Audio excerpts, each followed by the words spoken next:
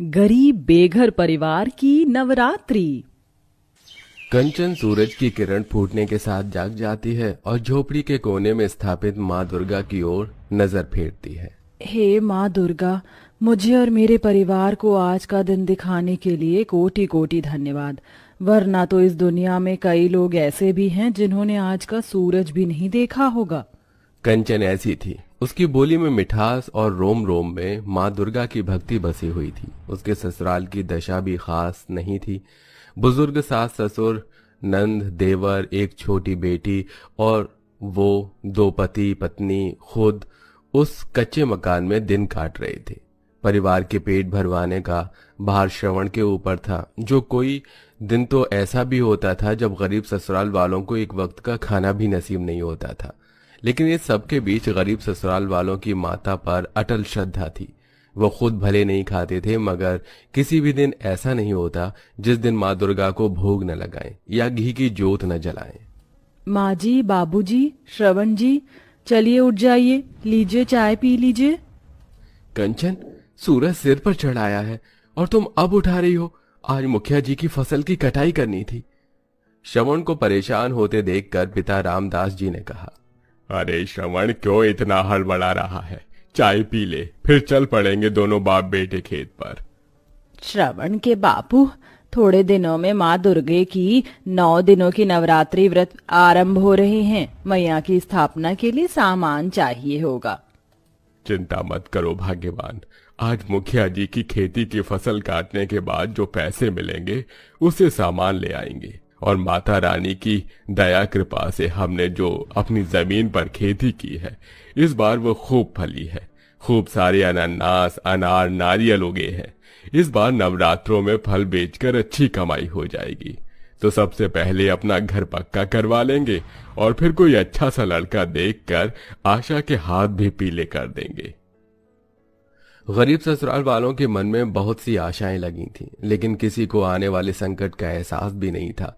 जैसे ही रामदास खेत पर जाने के लिए उठते हैं तो किडनी में बहुत तेज दर्द खिंचाव महसूस होने के साथ वो जमीन पर चित्त होकर करहाने लगते हैं। आह, अरे, माँ। हे माता रानी, श्रवण के बापू, क्या हुआ तुमको? पिताजी, पिताजी, क्या हुआ आपको? पूरा परिवार आंखों में आंसू लिए रामदास को अस्पताल में भर्ती करते हैं। कुछ देर में डॉक्टर बाहर निकल कर आता है और आशा बोलती है, श्रवण भैया, डॉक्टर आ गए। डॉक्टर साहब, मेरे पिताजी अब कैसे हैं? वो ठीक तो है? हमें बड़े दुख के साथ कहना पड़ रहा है, मगर आपके पिताजी की दोनों किडनी खराब है। जल्द से जल्द हमें किडनी ट्रांसप्लांट करनी होगी। उसमें लगभग 10 लाख रुपए लगेंगे। आप जल्द से जल्द पैसों का इंतजाम कीजिए। 10 लाख रुपए हम गरीब लोग कहाँ से लाएंगे डॉक्टर साहब? डॉक्टर साहब, आप ऑपरेशन की तैयारी कीजिए, मैं पैसे लाता हूँ।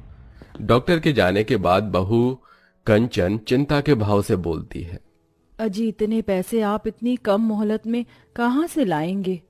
तभी बहते आंसुओं से श्रवण ने कहा, बाबूजी को बचाने के लिए मैं घर द्वार, खेत बाड़ सब कुछ बेच दूंगा कंचन, और कोई चारा नहीं है।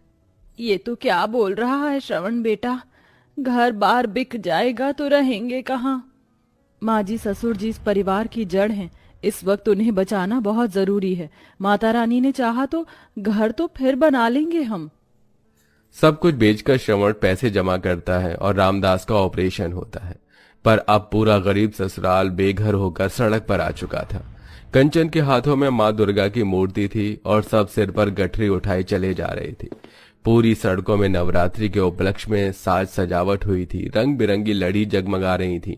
बाजार भी लाल चुनरी, नारियल, फल, फूल, मालाओं से सजकर तैयार खड़ा था।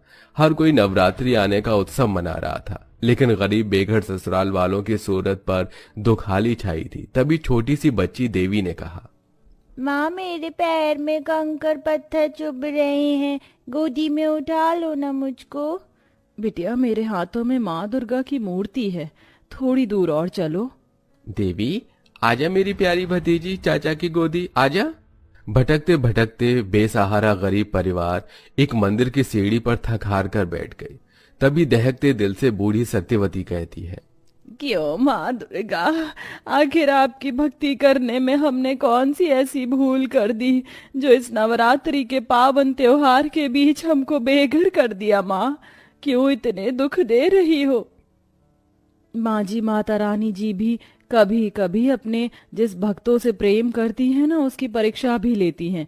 ये घड़ी भी टल जाएगी। कल से नवरात्रे शुरू है, हमको अपने लिए ठिकाना बनाना होगा।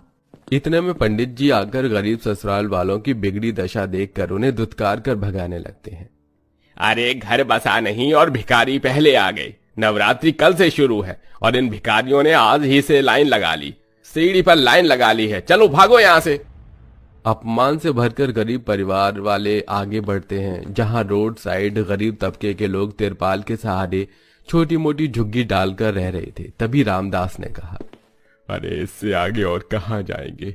मुझसे ज्यादा चला फिरा नहीं जाएगा, यहीं पर रह लेते हैं। फिर गरीब ससुराल वाले जुगाड़ लगाते हैं। सास बहू उस जगह की सफाई करती हैं तो नंद देवर लकड़ी लाते हैं और श्रवण कहीं से बड़ा सा तिरपाल खरीद लाता है, जिससे टेंट तैयार करके वो रहने लगे। अगले दिन थोड़े बहुत में ही वो कलश स्थापना करते हैं और हाथ जोड़कर शामिल होते हैं। हे दुर्गा मैया, आप तो हमारी परिस्थितियों को देख रही हैं। हमारे पास आपको भोग लगाने के लिए पंच मेवा नहीं, ये तुलसी का पत्ता और शक्कर है। स्वीकार करो मैया। भोग लगाकर बहू भर्राई आंखों से जयकारा लगाती है। जयकारा माँ शेरा वाली दा, बोल साचे दरबार की जय। अच्छा माँ कंचन, मैं काम की तलाश में जा रहा हूँ, आप दोनों प्रार्थना करना। जाइए जी, दुर्गा मैया आपके साथ है। श्रवण भैया, मैं भी आपके साथ चलता हूँ। अरे पगले, मैं कर लूंगा सब, अपने भाई पर भरोसा रख। जानता हूँ भैया, आप अकेले सब कर लेंगे, लेकिन मैं भी तो इस घर का छोटा बेटा हूँ, मुझे भी करने दीजिए। दोनों भाई मुकेश श्रवण काम की खोज में जाते हैं। इधर ससुराल वाले उपवास में थे। देखते देखते शाम गुजर गई।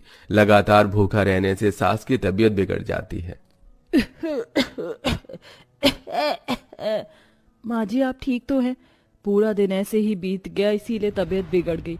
आशा, माँ जी का ख्याल रखना, सांझ हो रखी है, मंदिर में आरती हो रही होगी, थोड़ा तो प्रसाद मिल जाएगा।